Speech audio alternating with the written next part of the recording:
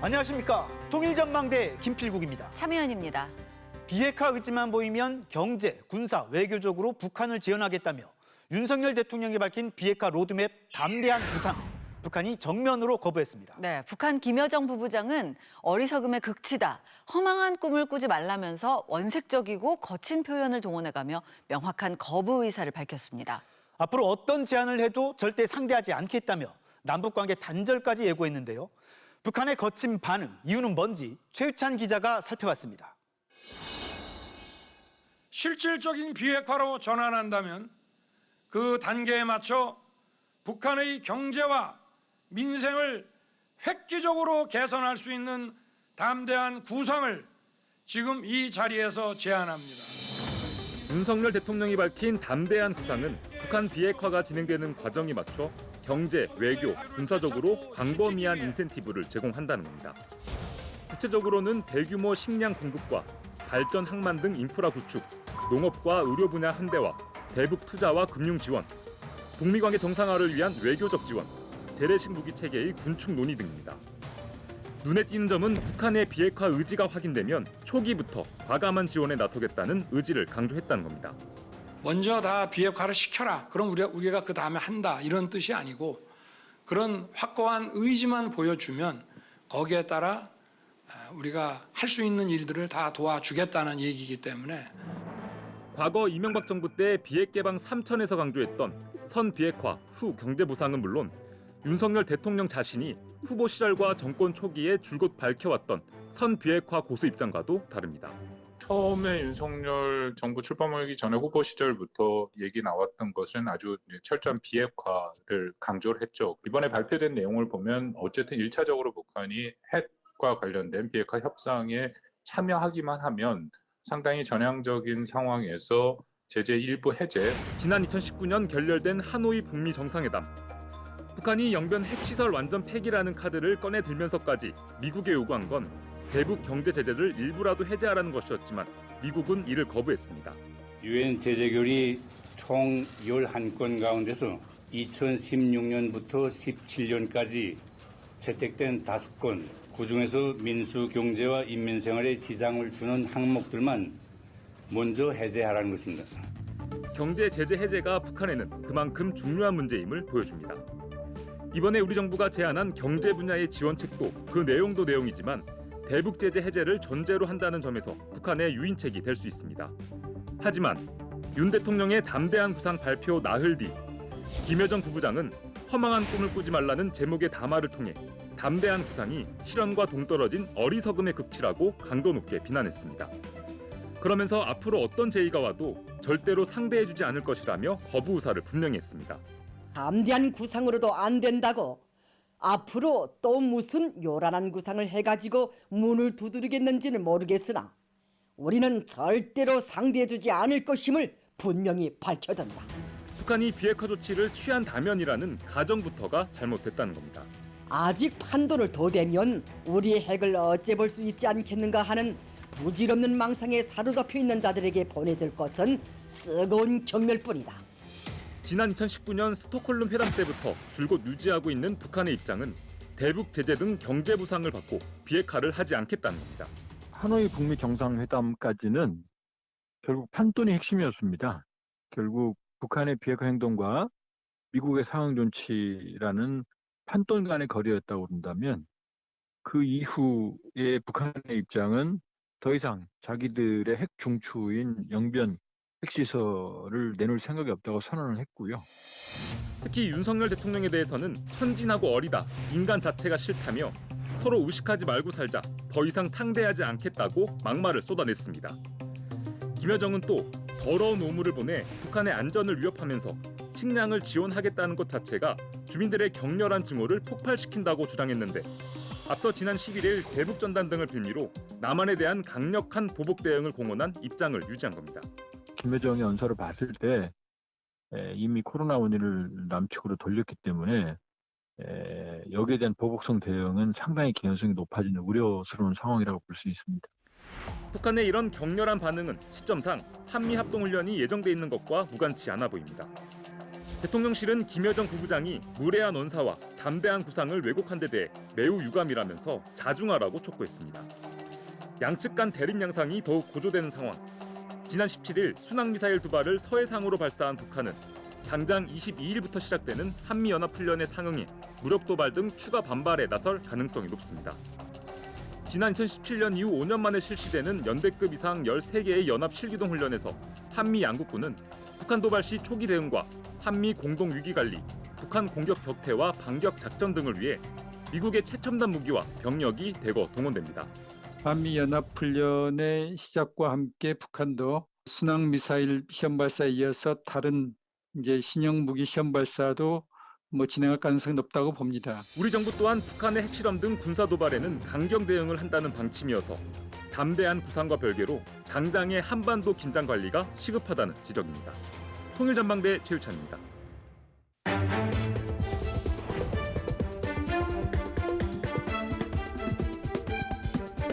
북한이 코로나19 방역에서 승리했다며 정상 방역 체계로 전환한 지 이제 열흘이 지났습니다. 네, 건국일의 대동란이란 표현과 함께 대대적으로 비상 방역을 펼치던 때와는 분위기가 많이 달라졌다고 하는데요. 네, 어떻게 달라졌는지 그 배경은 뭔지 알아보겠습니다.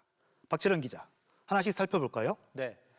비상방역 체계에서 정상방역 체계로 전환하면서 북한 매체에 나오는 북한 주민들 모습도 이전과는 눈에 띄게 달라졌는데요. 근로자들과 인민군 군인들, 청소년 학생들은 꽃송이들을 진정하고 삼가 인사를 드렸습니다. 지난 15일 만수대 언덕 참배 영상을 보면 마스크를 착용한 사람이 한 명도 없습니다. 정전협정 체결 기념일이던 7월과 비교하면 확연히 달라졌습니다. 공연장도 마찬가지인데요.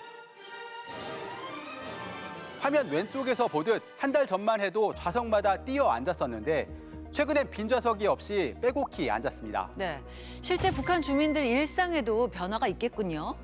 북한은 코로나가 확산되면서 생활과 직장 단위에서 자체 격리를 실시하고 식당, 미용실 등 편의시설 운영 시간도 제한했었는데요. 이런 조치들이 대폭 완화된 것으로 보입니다. 5월 중순부터 날마다 하던 전염병 전파 및 치료 상황 통보 방송도 11일 끝으로 자취를 감췄습니다. 네, 의약품 공급을 위해 투입됐던 인민군 의무부대원들도 복귀했다죠. 캄캄한 밤, 약국을 나선 군인들이 약국 종업원 그리고 주민들과 인사를 나누고 부대로 복귀했는데요. 자정도 훨씬 넘은 이른 새벽, 노도나도 떨쳐나온 시민들과 군인들 사이 군민의 뜨거운 정이 감동 깊게 오갔습니다.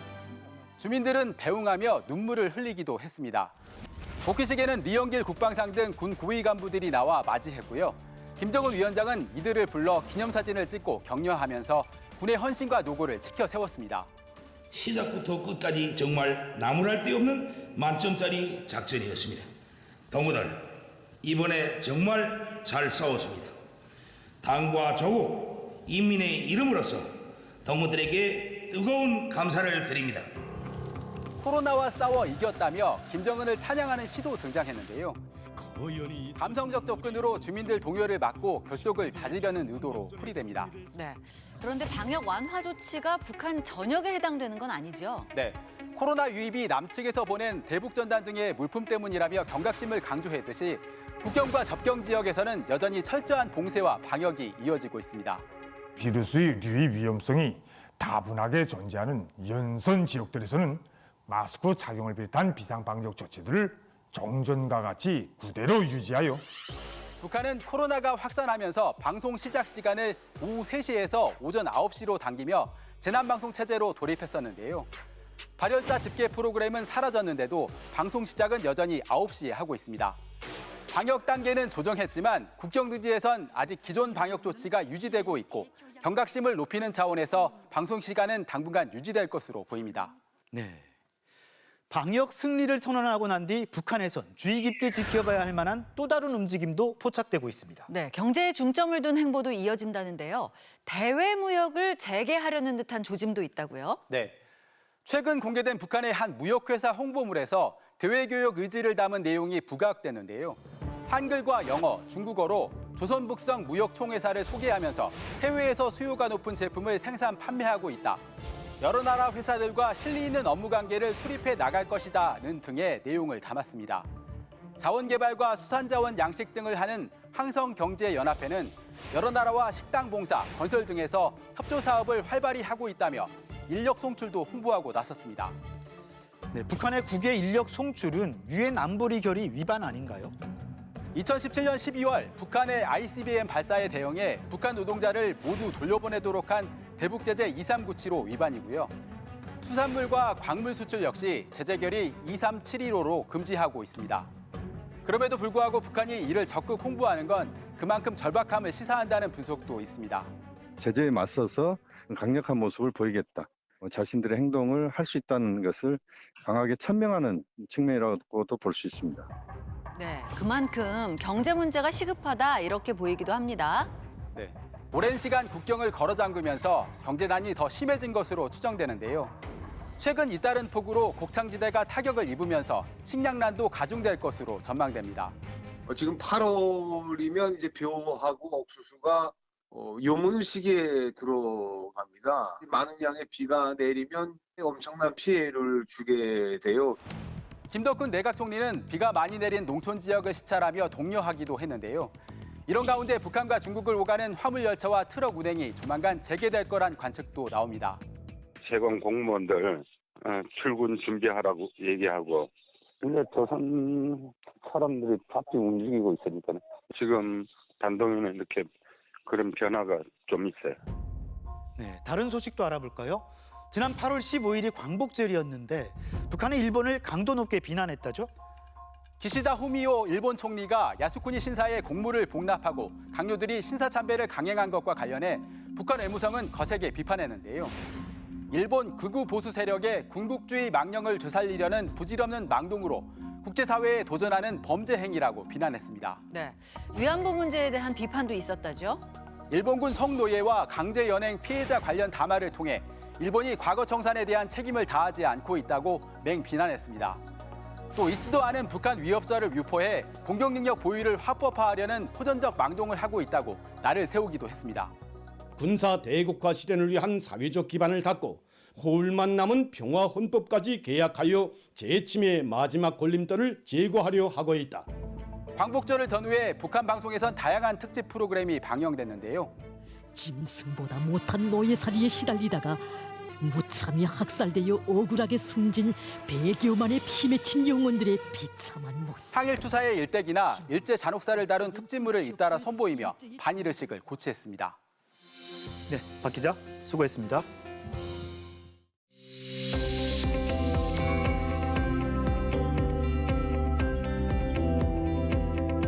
방송사마다 다양한 형태의 음악 프로그램이 있죠. 장르나 세대별 맞춤 프로그램도 있고 또 경연 프로그램도 많은데요. 북한은 어떤지 알아보겠습니다. 네, 함께 하실 두 분입니다. 어서 오세요. 안녕하세요. 안녕하세요.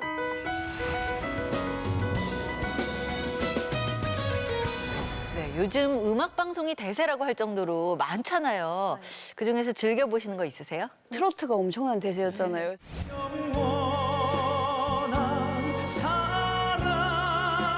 TV만 켜면 트로트 음악 방송이 나올 정도로 그래서 그때는 정말 그것만 계속 챙겨봤던 것 같아요. 네, 그 이후로 저도 트로트에 많이 빠져 있습니다. 저는 뭐 채널권이 저한테 없어가지고 제가 선택하지는 않지만 트롯 많이 보고 있고요. 요즘에 좀 안타까운 것은 즐겨보는 음악 프로그램 방송 시간대가 10년대로 옮겨가고 있어가지고 조금 안타까움이 좀 있습니다.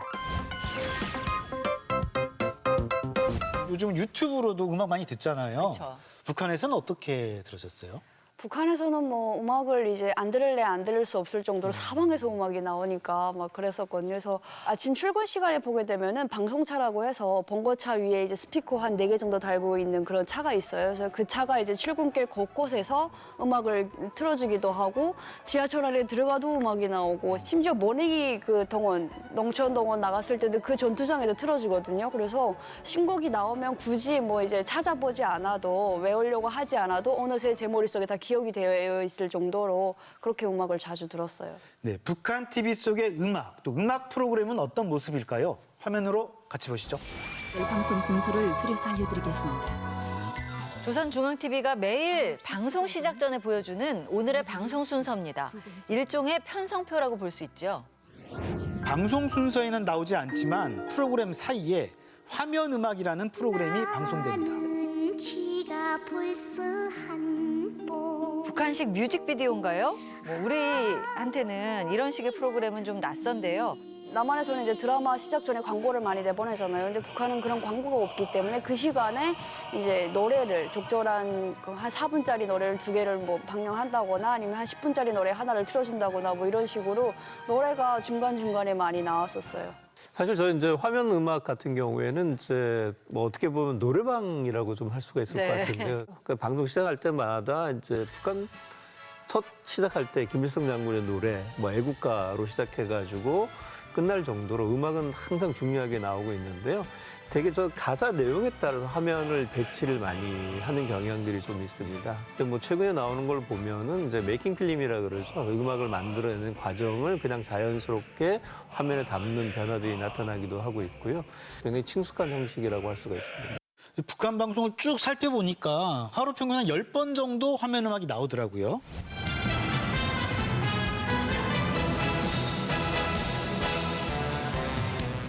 아무래도 이제 북한이 제일 고민하고 있는 것은 인민들을 어떻게 하면 이제 혁명 정신으로 계속 무장시켜 교양할 것인가 고민을 하는 부분들이고요.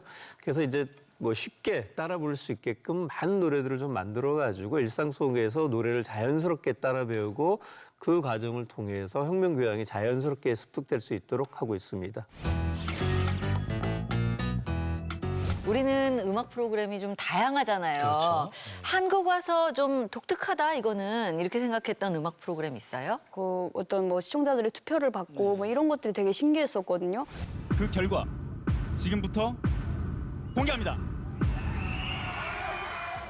저 북한에서는 그런 순위를 매기는 뭐 그런 게 딱히 없었어요. 그냥 노래가 나와서 어떤 지도자한테 평가를 받으면 그 노래가 대중적으로 알려지는 거였는데 남한에서는 이제 이 노래가 나오면 대중들한테 얼마나 많은 사랑을 받느냐에 따라서 사랑받느냐 안 받느냐가 정해지니까 그게 좀 많이 신기했어요. 북한의 그 대중문화라고 하는 것 자체가 좀 성격이 다르죠. 북한은 이제 인민문화라고 얘기를 하고 있는데 북한 같은 경우에는 좋아할 만한 것들을 이제 당에서 결정하고 인민들에게 공급해주고 그 작곡가나 음악인들은 그걸 알아내서 창작을 해주는 역할들을 하고 있기 때문에 이런 시청자들의 참여가 없다라고 하는 것이 남북한 간의 음악 프로그램의 특징이고요. 모든 노래는 다 인민들이 다 좋아하는 것이기 때문에 이렇게 해서 세대나 계층을 구별하지 않는 프로그램으로 운영한다는 것도 남북 음악 프로그램의 차이라고 할 수가 있습니다. 또 북한 TV는 가수들의 컴백, 또 신곡 발표 무대가 되기도 합니다. 지금부터 모란봉악단 신작음악회를 녹화실황으로 보내드리겠습니다. 지금은 활동을 안 하고 있죠. 북한의 걸그룹으로 주목받았던 모란봉악단의 2015년 공연입니다.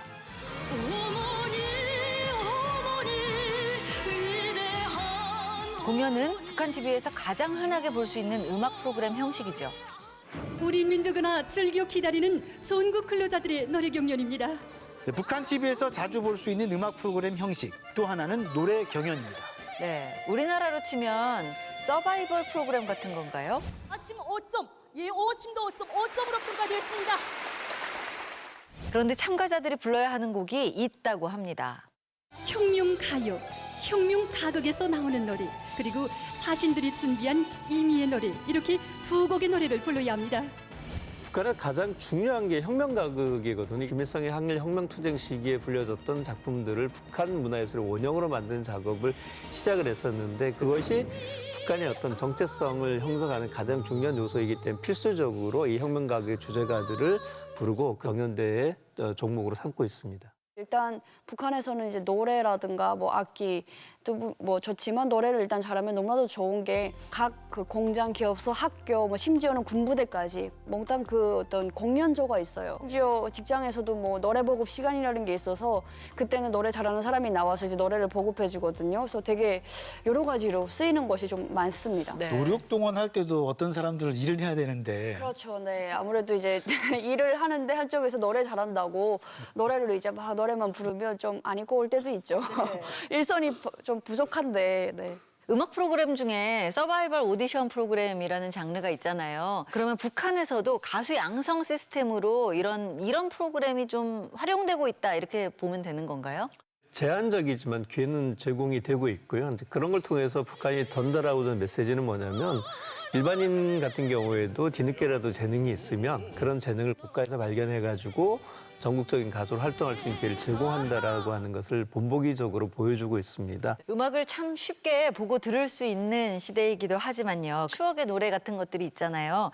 남인희 씨는 북한에서 뭐 좋아하거나 즐겨 듣던 그런 노래 있어요? 어머니에 대한 노래만큼은 좀 좋아했었죠. 북한에 좀 약간 무거울 수도 있는데 뭐 어려서는 철없어 애를 태우고 자라서는 철들어 속을 태웠네. 어려서는 철없어 애를 태우고.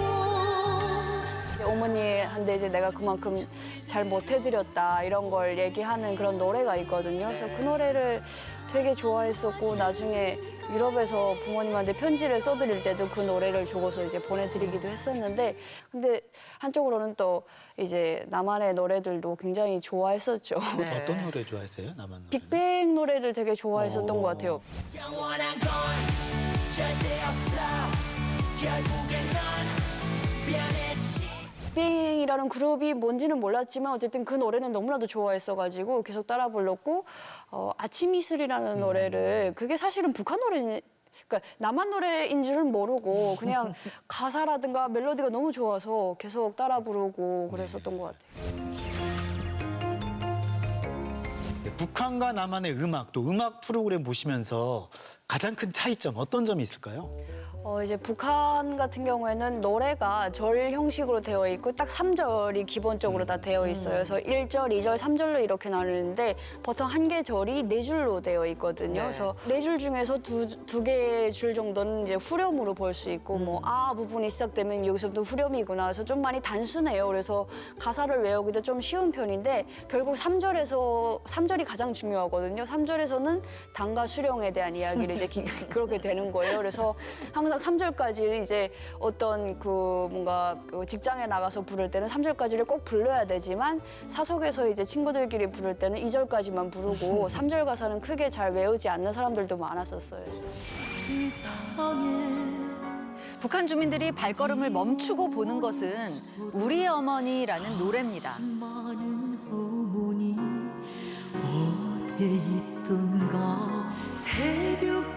인민배우 칭호를 받은 김옥주가 부르기도 했던 이 노래. 1절과 2절은 어머니에 대한 사랑을 노래합니다. 네, 그런데 3절에서는 그 어머니가 노동당이라는 것이 드러납니다.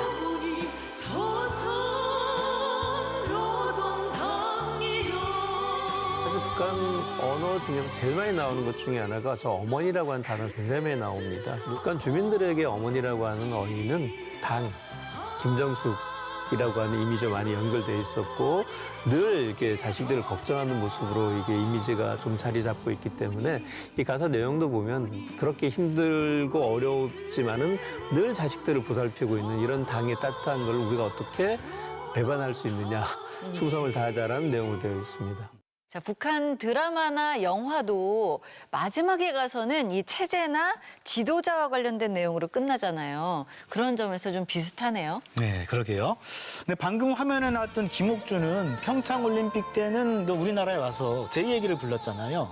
또 평양공원 때는 뭐 이선희 씨와 함께 이제 듀엣곡을 부르기도 했었는데 남북 가수들이 다시 한 무대에 설 날이 올 수 있을까요? 그때 정말 너무 좋았던 것 같아요. 같이 함께 손잡고 이제 노래를 부르고 그랬었는데 북한의 각 더마다 가서 이제 공연을 하고 남한에 와서도 이제 많은 분들이 볼 수 있게 그런 공연이 좀 열렸으면 좋겠고 저도 언젠가는 꼭 그런 공연을 보러 갈 수 있었으면 너무 좋겠습니다.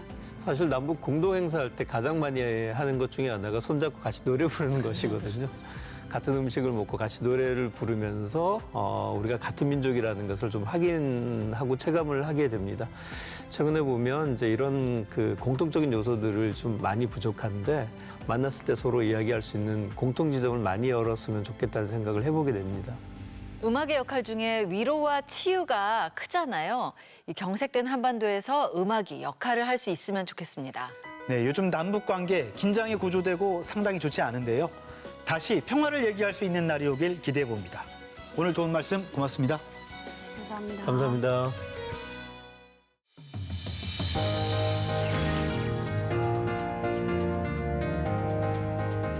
탈북민, 특히 북한에서 온 청소년들의 남한 정착은 쉽지 않다고 하죠. 진학이나 진로 결정에도 어려움이 많다는데요.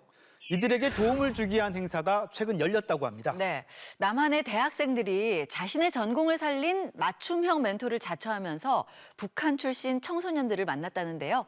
그 특별했던 동행의 현장을 이상현 기자가 찾아가 봤습니다. 장맛비가 조금은 주춤했던 지난 주말. 서울 신촌의 한 대학 강당에 어린 학생들이 옹기종기 앉았습니다. 진학과 진로 결정에 어려움을 느낄 수밖에 없는 탈북 청소년들과 이들에게 도움을 주고자 나선 남한의 대학생들인데요.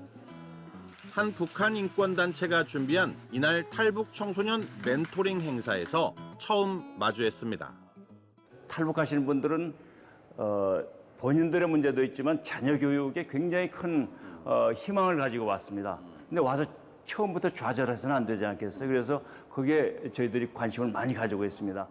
첫 만남의 어색함은 대학 캠퍼스를 삼삼오오 돌아다니면서 조금씩 녹아내렸습니다. 캠퍼스의 명소들을 살펴보며 함께 사진을 찍고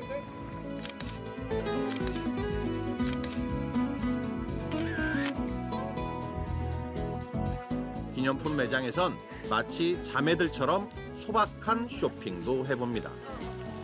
언니 처음 봤어요, 오늘? 네. 어때요? 잘해줘요? 좋아서요. 도서관에선 언니, 형들처럼 공부하는 모습을, 노천 극장에선 대학 생활이 가져올 낭만을 그려보며 미래를 꿈꿔보기도 합니다. 이제 여기 축제 열리면 학생들이 여기 다 이렇게 앉아가지고 막 같이 응원하고 이렇게 즐기는, 대학 가면 또 축제 문화가 되게 유명하니까 나중에 꼭 경험해 보시길 바랍니다. 무궁화꽃이 활짝 핀 교정에서의 특별했던 동행. 캠퍼스를 함께 돌아본 남북 출신의 학생들이 조금 전 이곳에 다 함께 모였습니다. 서로의 미래를 찾아가기 위한 의미 있는 시간을 갖는다는데요. 어떤 모습인지 한번 찾아가 보겠습니다. 본격적인 1대1 멘토링 시간. 멘토, 남한의 대학생 선생님들은 정성껏 준비해온 각종 자료를 보여주며 자신의 경험을 바탕으로 여러 조언을 쏟아냈고요. 패션을 좋아해요. 옷도 좋아하니까. 그러면은 선생님이 의상 디자인 학과에서 뭐를 배우는지를 알려줄게요. 멘토. 멘티, 탈북 청소년 학생들은 그 내용을 하나라도 놓칠세라 집중, 또 집중입니다. 이거 예뻐요. 그죠? 이거 진짜 예뻐요. 지금 누나 다 지금 만들 수 있어요? 지금요? 응. 할 수는 있죠. 의상 디자인과 헤어 메이크업, 경제학, 영상 애니메이션에 체육 교육까지. 이게 하나 가져온 건데 서울대 체육교육과의 수업 내용이거든요. 탈북 청소년들은 각자가 관심 있는 분야에서 공부 중인 형과 누나, 언니, 오빠들로부터 피부에 와닿는 조언을 얻었고 제 미래에 관련된 거를 많이 알고 있으니까 좋죠. 원래 이런 게 많긴 한데 제가 잘 한 번도 참여한 적이 없었어요. 그래서 이번에 처음 하긴 했는데 할 걸 그랬어요. 진작에. 대학생 멘토 역시 쉽게 접하지 못할 경험으로 소중한 인생 자산 하나를 쌓았습니다. 탈북민 청소년을 만나는 거는 처음이어가지고 내심 약간 기대도 있지만 조금 제가 어떤 실수를 할까봐 불안감을 가지고 왔는데 너무 저희와 다를 것 없는 그냥 아이들이어가지고 너무 잘 따라와가지고 그냥 동생이랑 똑같은 것 같아요. 그냥 친한 동생이랑 이것저것 진로 상담해주는 거 같고 크게 다를 거 없었습니다. 각 팀별로 진행된 멘토링을 공유해본 시간. 저도 20살이기 때문에 1년 전에 입시를 갓 한 새내기라 제가 어떻게 면접을 준비했었고 그리고 자소서나 세특 같은 거 어떻게 넣으면 좋을지 그리고 여름방학을 어떻게 활용하면 좋을지에 대한 전반적인 입시에 대한 얘기를 좀 해줬습니다. 선생님들이 조언도 많이 해주시고 또 경제 신문 많이 읽어보라고 해주셔서 도움이 되었고요. 또 대학교 1, 2학년 때 열심히 놀라고 하셔서 대학교 가면 열심히 놀고 싶습니다. 놀아도 되나요? 네, 그렇다고 합니다. 서로가 서로에게 도움을 준 값진 경험이었습니다. 사실 제가 너무 긴장을 많이 해서 제가 오히려 걱정을 엄청 하면서 왔는데 멘티분께서 오히려 너무 정말 활발하고 밝게 잘 맞아주셔서 네, 좋은 경험이었습니다. 진로에 대한 나중에 어떻게 해야 될지도 좀 더 좀 감이 잡히고 지금 학원에 대해서 지금 현재 고민하고 있는 것도 좀 많이 풀렸어요. 그래서 지금 너무 오늘 많은 것을 배우고 가는 것 같고 좀 많이 얻어가는 것 같아요. 쌤 감사해요. 오랜만에 이루어진 대면 행사는 그만큼의 값어치가 있었습니다. 사람들이 직접 만났을 때 시너지가 나는구나를 직접 눈으로 볼 수 있던 행사였던 것 같아요. 또 학교에 다니고 있는 대학생 선생님들과 그 필요를 바로 채워줄 수 있는 그 선생님들과 학생들이 직접 만나서 사람 대 사람으로 얘기를 할 때 더 도움을 얻는 부분도 많고 대학생 멘토와 탈북 청소년 멘티들 또 행사를 주도적으로 준비했던 대학생들 모두에게 오랫동안 기억될 소중한 하루였습니다. 직접 배운 걸 바탕으로 이렇게 활동을 하고 또 사회에 뭔가 이렇게 이런 친구들 만나면서 도움을 줄 수 있어서 또 개인적으로 더 뿌듯하고 싶습니다. 남북 청소년들 다르지 않게 진로나 미래에 대해서 고민이랑 불안이 되게 많다는 것을 느끼고 있었는데 이번 활동을 통해서도 마찬가지라는 걸 느꼈고 이번 활동이 또 그들에게 그런 걸 해결할 수 있는 소중한 기회가 됐다는 점에서 되게 의미 있는 활동이었다고 생각하고 오랫동안 기억하고 싶습니다. 통일전망대 이상현입니다.